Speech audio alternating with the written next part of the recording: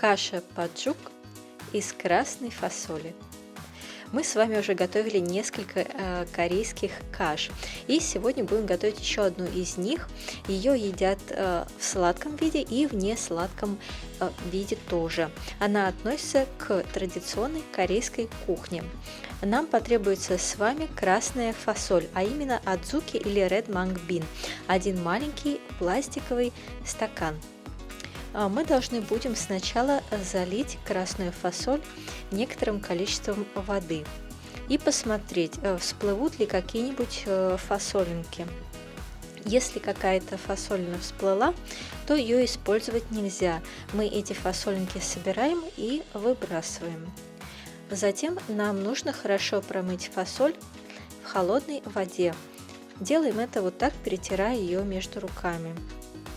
Затем мы погружаем промытую фасоль в ту кастрюлю, в которой собираемся варить кашу. Она должна быть достаточно объемной.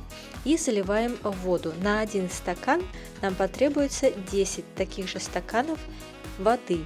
Так что пропорция такова. То есть на 1 стакан вы берете 10 стаканов воды. И варим под крышкой на средне-сильном огне 30 минут. Затем на тихом огне 1 час и 30 минут. После этого времени фасоль должна развариться настолько, чтобы совершенно абсолютно легко ломалась. В принципе, это может произойти и раньше. Вы периодически должны посматривать фасоль и помешивать ее так же, чтобы она не прилипла к дну и не подгорела. После этого мы сливаем воду и фасоль через дуршлаг. Воду мы не выбрасываем, она внизу, а фасоль наверху. И мы это отставляем в сторону пока и берем рисовую муку. Рисовая мука должна быть обязательно клейкая. Потребуется она нам в объеме 2 маленьких пластиковых стаканов. Это для того, чтобы сделать рисовое тесто. И 1 стакан мы пока оставляем, он нам еще пригодится. Добавляем соль пол чайной ложки и сахар 1 столовую ложку. Все это мы с вами хорошо перемешиваем и затем добавляем горячую воду, которую мы только что вскипятили. Вот 1 такой же стакан, объем, который мы использовали для самой муки. Добавляем воду понемногу и замешиваем тесто сначала ложкой. Добавляем рисовую муку или воду по необходимости, чтобы достичь нужной консистенции теста, поэтому сначала с водой не перебарщивайте. Затем продолжаем замешивать тесто руками. Тесто должно получиться мягким и упругим, и оно не должно прилипать к рукам. Затем мы делаем из теста комок и кладем его в чистый пластиковый пакет и откладываем пока в сторону, где-то приблизительно минут на 20. За это время у нас фасоль немного подостыла, и мы берем деревянную ложку и начинаем фасоль мять, вот так вот пропуская ее через сито. Здесь смысл в том, чтобы мягкая часть фасоли, ее мякоть ушла через сито в воду, которая снизу, и отделилась от шелухи, которая нам с вами не нужна, и мы ее затем выбрасываем. Таким образом, пропустив всю фасоль через сито, мы получаем с вами вот такую фасолевую массу, которая представляет собой жидкость от проварки и мякоть фасоли.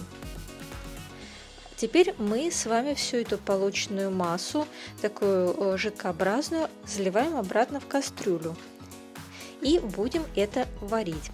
Обязательно соберите остатки со дна, потому что та масса, которая плотная, будет давать осадок. И доводим всю эту массу до кипения, смотрите за ней, помешивайте, чтобы она не прилипала к дну.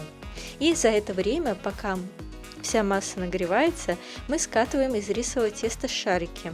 Шарики должны быть маленькие, они должны быть размером с перепелиное яйцо. У меня вот, как видите, тесто получилось такое достаточно липкая, но я уже не могла более добавлять муку, потому что она мне еще понадобится. Я просто перелила его водой, поэтому будьте с водой поаккуратнее, добавляйте ее по чуть-чуть. Но все равно даже такое тесто можно использовать. Скатываем шарики. Когда фасолевая масса закипит, то мы закладываем в нее подготовленные рисовые шарики. Закладывая шарики, одновременно помешивайте, чтобы они не прилипли. И варим под крышкой на среднем огне.